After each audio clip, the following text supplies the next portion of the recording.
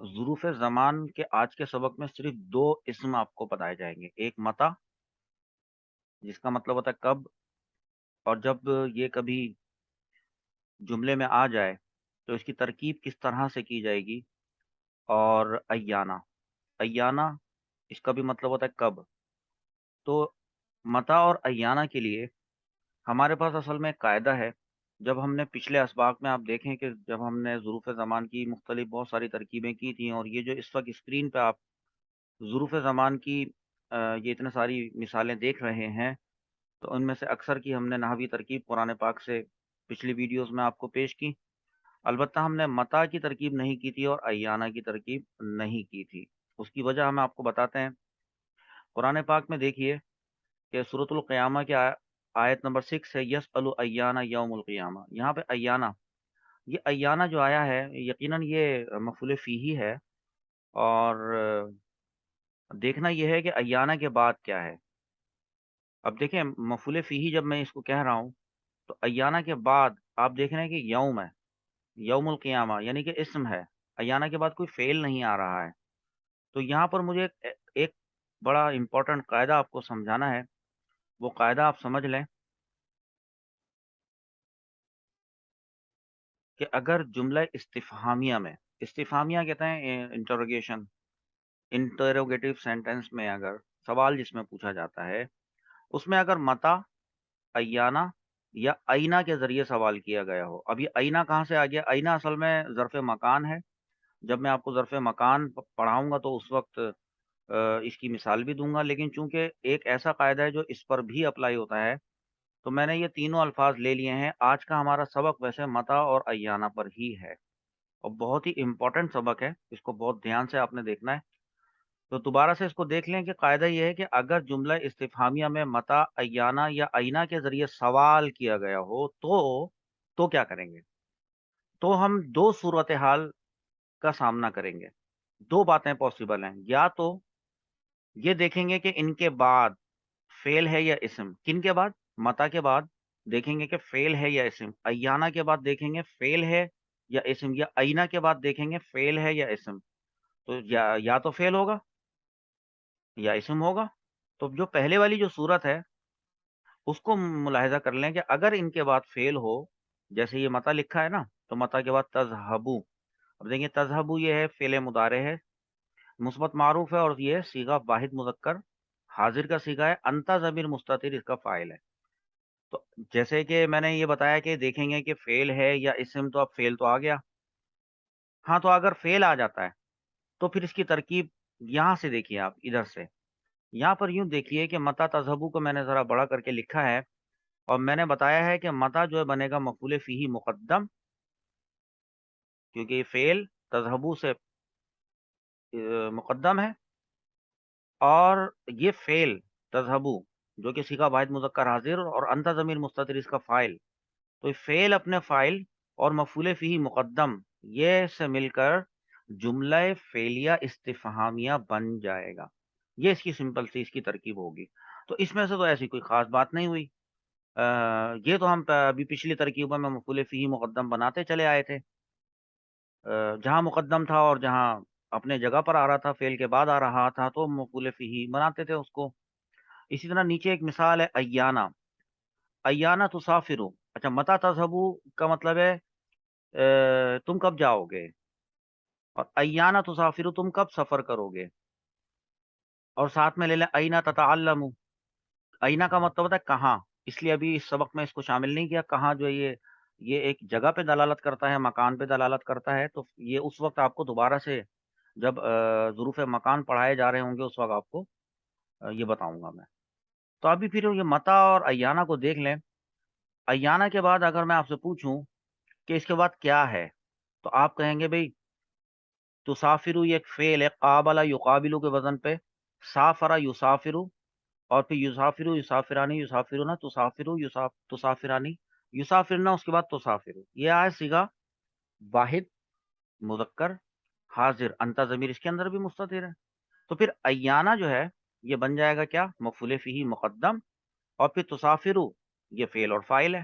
تو آپ کے پاس 3 چیزیں جمع ہو جائیں گی، فعل، فاعل اور مفعول فیہ مقدم، اور آپ نے اس کی ترکیب کر دینی ہے کہ یہ جملہ فعلیہ استفہامیہ، سوال پوچھا جا رہا ہے اس لیے۔ تو یہ قاعدہ تو آپ نے نوٹ کر لیا۔ سوال یہ پیدا ہوتا ہے کہ میں نے یہاں پر یہ لکھا ہے کہ یہ دیکھیں گے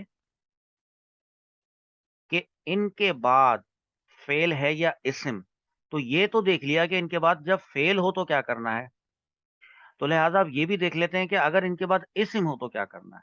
ہاں، وہ بات ہماری جو ہے وہ آج کا سبق اسی پہ ڈیپینڈ کرتا ہے، ہمارا ٹاپک ہی وہی ہے۔ لہٰذا میں نے یہاں پہ مثال لکھی ہے، اگر ان کے بعد اسم ہو، جیسے تینوں کی مثالیں لکھ دی ہیں۔ متا، اب دیکھیں متا کو دیکھیں یہاں پہ، متا کے بعد نصر اللہ، نصر کیا ہے یہ کوئی فعل تو نہیں ہے، اسم ہے۔ تو متا نصر اللہ، یہ ہمارا قاعدہ کہتا ہے کہ متا کے بعد اسم آ گیا، فعل نہیں آیا۔ نیچے والے کے اندر ایانہ، ایانہ بھی دیکھیے اس کے بعد آ رہا ہے یوم الدین، اب یوم یہ بھی تو اسم ہے، فعل نہیں ہے۔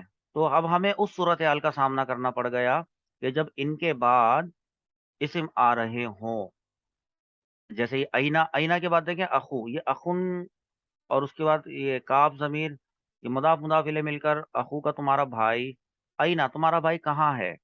اینا کے بعد بہرحال فعل نہیں آیا۔ میں نے آپ کو 3 ایسی مثالیں بتائی ہیں جس میں متا کے بعد، ایانا کے بعد اور اینا کے بعد آنے والے جو کلمات ہیں وہ فعل نہیں بلکہ کیا ہے، اسم ہے۔ ایسی صورت میں قاعدہ کہتا ہے تو ان کو، یعنی ان کو جن کی کہ یہ بات ہو رہی ہے ظروف زمان کی، کسی فعل یا شبہ فعل محذوف، یہ ذہن میں رکھیے گا، محذوف کا ورڈ، کسی فعل، فعل کا بھی آپشن آپ کے پاس موجود ہے، یا شبہ فعل، شبہ فعل وہی اس میں فاعل، اس میں مفعول، صفت مشبہ، اس میں تبدیل، مصدر وغیرہ، تو ان دونوں میں سے جو بھی سوٹ کرتا ہوگا، ترجمہ جس طرح کا چاہیے ہوگا، ان کا مفعول فیہ مقدم بنائیں گے۔ اب دیکھیں مقدم کی بات کتنی امپورٹنٹ لکھی ہے، ان کا مفعول فیہ مقدم بنائیں گے۔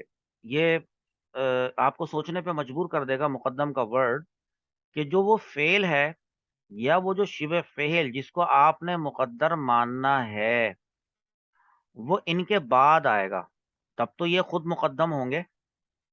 بات سمجھ میں آئی بات؟ اب دیکھیں متا، یہ جو اوپر لکھا تھا متا نصر اللہ، اس کو میں نے یہاں پر اس طرح سے لکھا اور میں نے بیچ میں جگہ نکالی ہے کسی فعل یا شبہ فعل کو محذوف ماننے کے لیے۔ یہاں تک بات سمجھ میں آئی؟ اور آپ کو پتا ہے کہ جو افعال عامہ میں نے آپ کو بتائے تھے، جس میں سے ثابت، کائن، واجد، حاصل، یہ جو میں نے آپ کو بتایا تھے جو کثیر الاستعمال ہوتے ہیں، ہاں ضروری نہیں ہے کہ ہمیشہ انہی کو استعمال کیا جائے، ہم ثابت نکالتے ہیں اگر اس کا فعل ہمیں، جیسے میں نے ابھی افعال عامہ میں افعال کا ذکر کیا، تو اگر ثابت اس کے حروف اصلیہ ثا، با اور تا ہے تو فعل بنے گا فعل ماضی ثبتا، ٹھیک ہے۔ تو اگر ہمیں یہ قاعدہ یہ کہتا ہے کہ اس کے بعد ہم نے بہرحال ایک فعل محذوف ماننا ہے، میں کیا کر رہا ہوں کہ میں نے یہاں پر اس کے بعد ایک فعل محذوف مان لیا، میں نے لکھ دیا متا ثبتا، متا ثبتا نصر اللہ۔ اب ثبتا جو ہے یہ فعل ماضی ہے، فعل ماضی ہے، مثبت معروف ہے، صیغہ واحد مذکر غائب ہے۔ ہاں، اب یہ بتائیے کہ کیا اس کے اندر سے کوئی ضمیر مستتر نکالیں گے اس کو فاعل بنانے کے لیے؟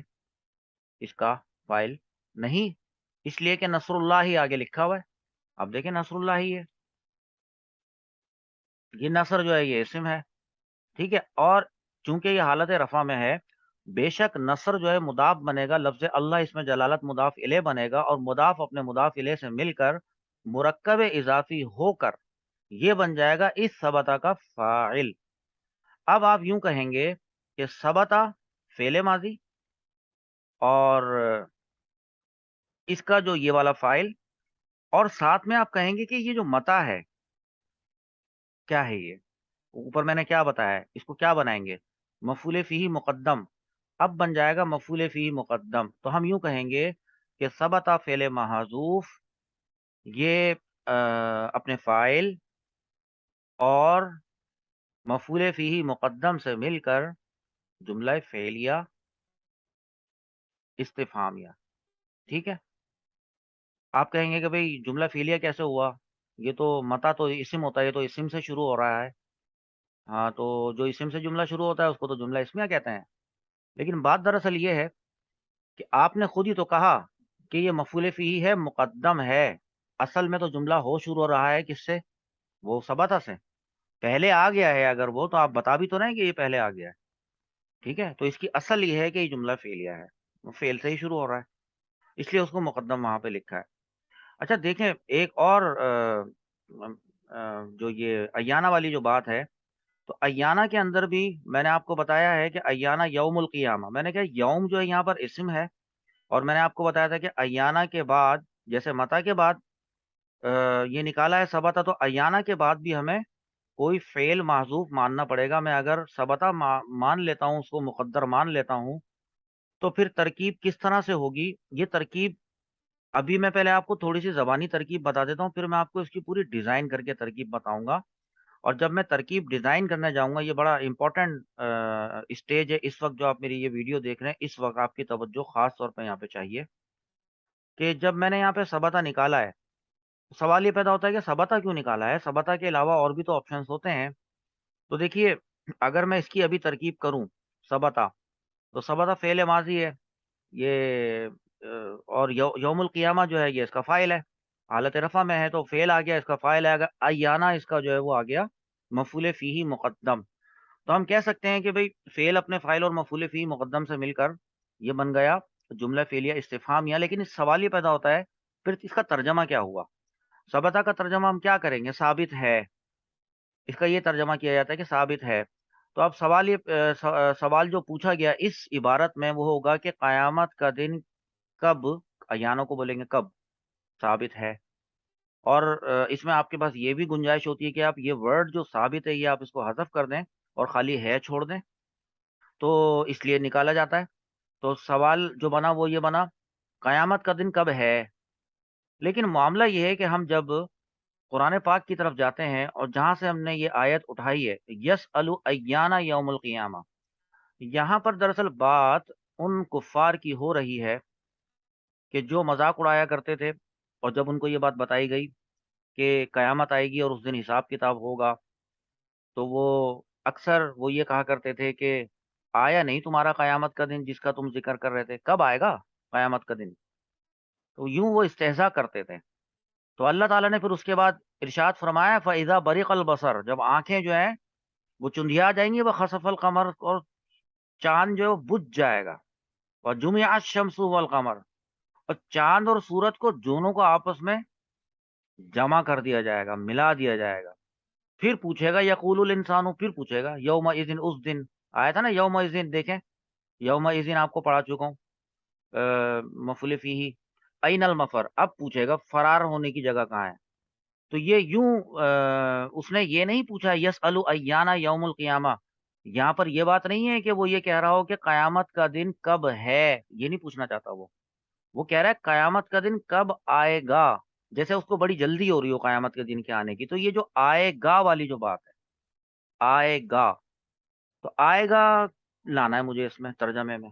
सबता लाने से, अगर मैं सबता निकालता हूँ, तो सबता से ही मसला हल नहीं हो रहा। तो मैं ला रहा हूँ जाअ।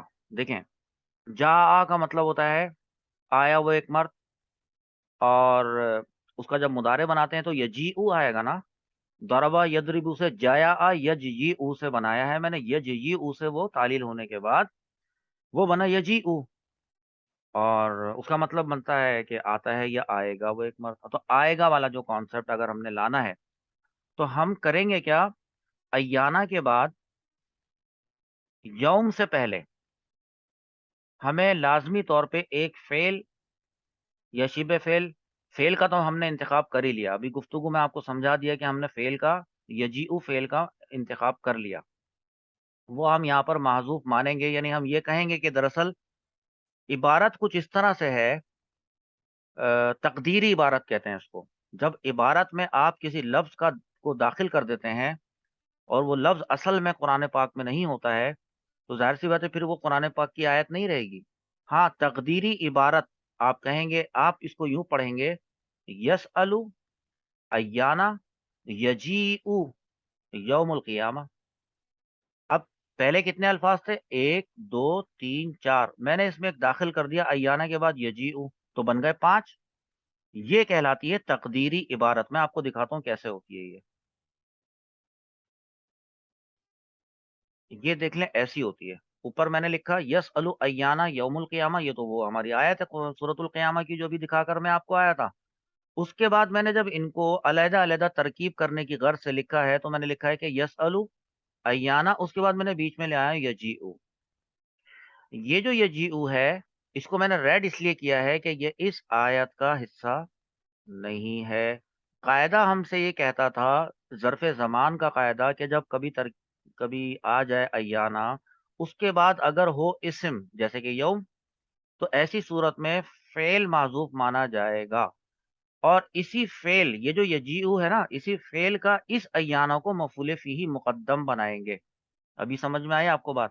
جیسے مثال کے طور پہ میں آپ کو اس کے بارے میں ابھی بتا دیتا ہوں کہ میں نے اس کو کیا بنایا ہے۔ یہ جو ایانا کو میں کیا کہہ رہا ہوں، تو میں آپ کو بتا دیتا ہوں، میں اس کو مفعول فیہ مقدم کہہ رہا ہوں، میں نے کہہ دیا، مفعول فیہ مقدم بنا دیا۔ لیکن سوال یہ پیدا ہوتا ہے کہ کس فعل کا مفعول فیہ مقدم ہے؟ آپ کہیں یہ تو نہیں سوچ رہے کہ یسأل فعل کا یہ مفعول فیہ مقدم ہے؟ ایسا تو ہو نہیں سکتا، اس لیے کہ آپ مقدم کا ورڈ بھی تو لکھ رہے ہیں، دیکھیں یہاں پہ۔ تو مقدم کیسے ہو سکتا ہے اگر اس کا تعلق یسأل فعل سے قائم کر دیں؟ یسأل فعل سے پہلے جاتا ایانا اگر، تو مقدم ہوتا۔ اب ٹھیک ہے، وہاں تک سمجھ میں آئی بات آپ کو؟ اچھا، اس کے بعد یجیء کے بارے میں آپ کو معلوم ہے کہ آپ نے اس کے بارے میں یہ ضرور بتانا ہے کہ یہ ایک معذوف ہے۔ تو میں نے اس کو یوں لکھا کہ معذوف، یجیء معذوف فعل ماضی ہے، صیغہ واحد مذکر غائب ہے۔ ایک بات تو یہ ہو گئی۔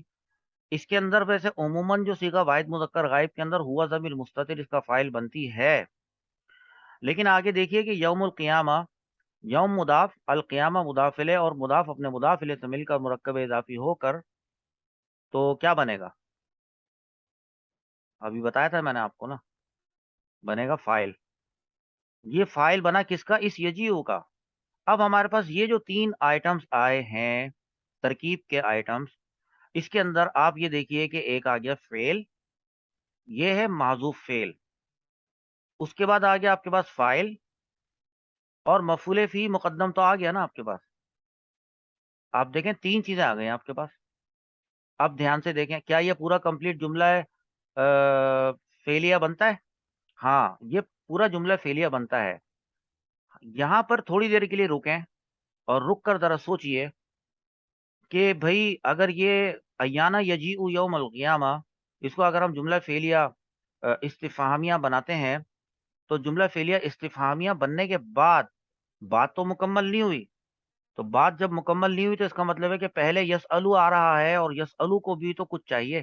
یہ اس نے جملہ فعلیہ استفہامیہ ہونے کے بعد یسألو کے لیے کچھ بننا ہے، وہ دیکھیں آپ ذرا۔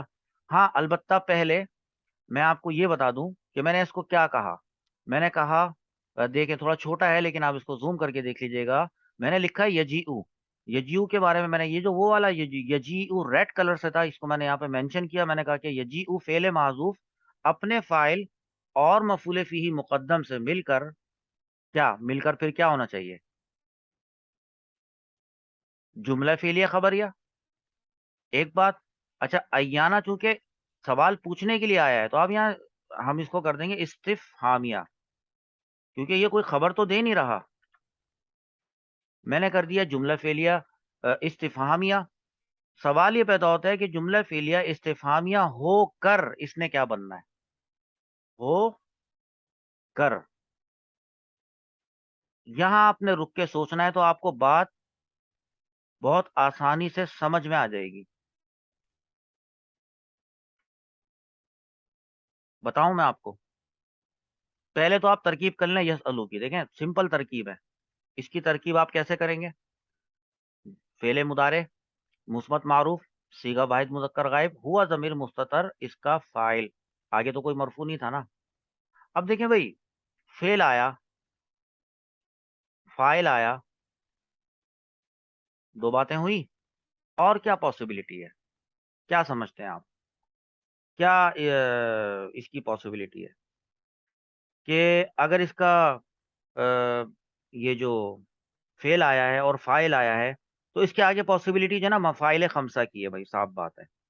مفاعل خمسہ اس میں سے اگر آپ یہ سوچیں کہ بھائی چونکہ یہ آگے جو پوری عبارت آ رہی ہے، آپ یہ ہرگز نہ سوچئے گا کہ ایانہ چونکہ ظرف زمان ہے اور یہ مفعول فیہ واقع ہوتا ہے تو یہ یسألو کا مفعول فیہ ہے، ہرگز نہیں.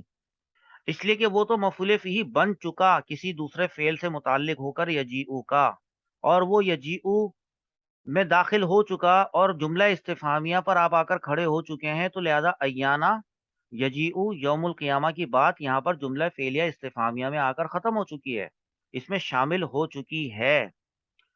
اب بتائیں، ایک ہی آپشن بچا ہے اور وہ یہ ہے کہ یسألو کو ایک مفعول بھی چاہیے. وہ سوال پوچھتا ہے، یسألو کا مطلب ہے تو بھائی کیا سوال پوچھتا ہے؟ یہ جو کیا سوال پوچھتا ہے نا، یہی تو مفعول بھی ہے. اب سمجھ میں آئی آپ کو بات؟ تو لہذا میں نے اس کو کہا اگر میں واضح کر کے لکھوں، میں اس کو لکھا مفعول بھی. اب آیا آپ کے پاس مفعول بھی، کس کا مفعول بھی؟ یہ اس یسألو کا مفعول بھی. تو میں آپ کو اب بتاتا ہوں کہ فعل یسألو فعل اپنے فاعل اور مفعول بھی سے مل کر، اب یہ یسألو ہے، دیکھیں یسألو کا مطلب استفہام کی طرف نہیں جا رہے، بے شک وہ سوال پوچھتا ہے، لیکن وہ جو سوال پوچھتا ہے وہ خبر، یہ بات اس بات کی آپ کو خبر دی رہی ہے. میں نے کیا لکھا ہے؟ یسألو فعل اپنے فاعل اور مفعول بھی سے مل کر. اب یہاں تک بات سمجھ میں آئی ہوگی نا. میں نے یسألو کو یہاں پر اس لیے مینشن کیا ہے، عموماً ہم لوگ لکھ دیتے نا کہ فعل اپنے فاعل اور مفعول بھی سے مل کر جملہ فعلیہ خبریہ، لیکن چونکہ یہاں پر آپ لوگ کنفیوز نہ ہو جائیں کیونکہ دو دفعہ دو فعل آ چکے اور یہ جو دو افعال آئے ہیں تو اس کی وجہ سے کون سا مفعول یا کون سا مفعول فیہ یا کون سا مفعول بھی جو ہے وہ کس فعل سے متعلق ہے، اس میں آپ کنفیوز نہ ہو جائیں. تو میں نے کلیئر یہاں پر کر دیا ہے، میں نے لکھا ہے یسألو فعل اپنے فاعل اور مفعول بھی سے مل کر. یہ آپ اس کو یہاں پر کر دیں کہ یہ بن گیا جملہ فعلیہ خبریہ. اب کریں اس کا ترجمہ. خبر دی جا رہی ہے کسی شخص کے بارے میں کہ وہ مذاق اڑاتے ہوئے پوچھتا ہے کہ قیامت کب آئے گی، قیامت کا دن کب آئے گا. تو اس کی خبر دی جا رہی ہے نا قرآن پاک میں. تو ہم کیا کریں گے اس کا ترجمہ؟ دیکھیں میں نے کیا لکھا. وہ پوچھتا ہے، وہ کہاں سے آیا؟ یہ رہا ہوا، ٹھیک ہے، اس ہوا سے آیا وہ. یہ لیں، نہ تک بات سمجھ میں آئی؟ کیونکہ آپ نے سیکھا ہے کہ جب جملہ فعلیہ کا ترجمہ کرتے ہیں سب سے پہلے فاعل کا ترجمہ کرتے ہیں. یہاں تک بات سمجھ میں آ گئی؟ اچھا، اب ایک بات تو یہ ہوتی ہے کہ فاعل کے بعد مفعول بھی کا ترجمہ کریں گے. بھائی مفعول بھی یہ رہا، وہ یہ رہا، اور وہ بن کے آیا ہے کسی جملہ فعلیہ استفہامیہ سے. اور جملہ فعلیہ استفہامیہ کا اپنا ترجمہ کیا ہے؟ قیامت کا دن کب آئے گا. یہ اس بات کو اگر میں وہ کے بعد لکھ دیتا کہ وہ، اور اس کے بعد میں لکھتا ہے کہ قیامت کا دن کب آئے گا، اور اس کے بعد یسألو فعل کا ترجمہ آخر میں کرتا ہے کہ پوچھتا ہے، تو یہ ہمارا کوئی سینس نہیں بنتا. ہمیں یہاں پر یہ کرنا پڑے گا کہ ہم یہ بات لکھیں گے، اور چونکہ آگے والے آنے والا جو جملہ ہے اس کے اندر اس کا وہ سوال لکھا گیا ہے کہ جو وہ پوچھتا ہے، تو ہم اس طرح سے لکھیں گے کہ وہ پوچھتا ہے یسألو کا ترجمہ ہے یہ، وہ پوچھتا ہے یسألو، وہ پوچھتا ہے. آگے بات آ گئی وہ والا جو مفعول بھی تھا نا، جو یہاں پر بنایا ہے، جو یہاں پہ یلو کلر سے ہوا ہے، قیامت کا دن کب آئے گا، اور آخر میں کوسچن مارک لگایا. ٹھیک ہے، وہ پوچھتا ہے قیامت کا دن کب آئے گا. یہ والا جو کوسچن مارک ہے نا، یہ کوسچن مارک ہے، یہ کوسچن مارک دراصل اس جملہ فعلیہ استفہامیہ کے ہونے کی وجہ سے آیا ہے. تو لہذا اس کو، یہ اس پورے جملے کا کوسچن مارک نہیں ہے، بلکہ اتنے سے حصے کا کوسچن مارک ہے. آپ یوں کر سکتے ہیں، آپ دیکھیں میں آپ کو ایک چیز کر کے دکھاتا ہوں. ڈائریکٹ اینڈ انڈائریکٹ آپ لوگ پڑھتے ہیں نا اس میں میں کیا کر رہا ہوں یہ دیکھیں. اگر ہی مجھے کرنے دے میرا کی بورڈ، میں اس کو ذرا وہ لگا رہا ہوں. اب دیکھیں، ایسے اس نے تھوڑا الٹے الٹے لگا دیے، میں اس کو ایسے کرتا ہوں. اب دیکھیں، اب کچھ بات واضح ہوئی. وہ پوچھتا ہے जो बात वो पूछता है वो मैंने इन्वर्टेड कॉमास में लिख दी है। ये होती है बात। तो मैं उम्मीद करता हूँ कि आपको ये कायदा समझ में आया होगा कि हमने यहाँ पर यजीउ को महज़ूफ़ क्यों माना था। ये था हमारा आज का सबक और इसके बाद इंशाअल्लाह अज़्ज़ा वजल हमने जब अइना अभी एक मिनट अइना अख़ूका वाली बात रह गई थी, तो हमने पढ़ने हैं ज़ुरूफ़ मकान और ज़ुरूफ़ मकान के सबक में हम पढ़ेंगे अइना के बारे में। तो अइना में जब मैं आपको पढ़ा रहा हूँगा तो बात यही वाला कायदा उस वक़्त सामने आएगा और मैं आपको वहाँ पे ज़बानी तौर पे बताकर आगे स्किप कर जाऊँगा। तो लिहाज़ा अइना आज के सबक में अइना नहीं पढ़ा, आज सिर्फ़ पढ़ा है मता और अय्याना। मिलते हैं अगले सबक में जिसमें हम आपको पेश करेंगे ज़ुरूफ़ मकान।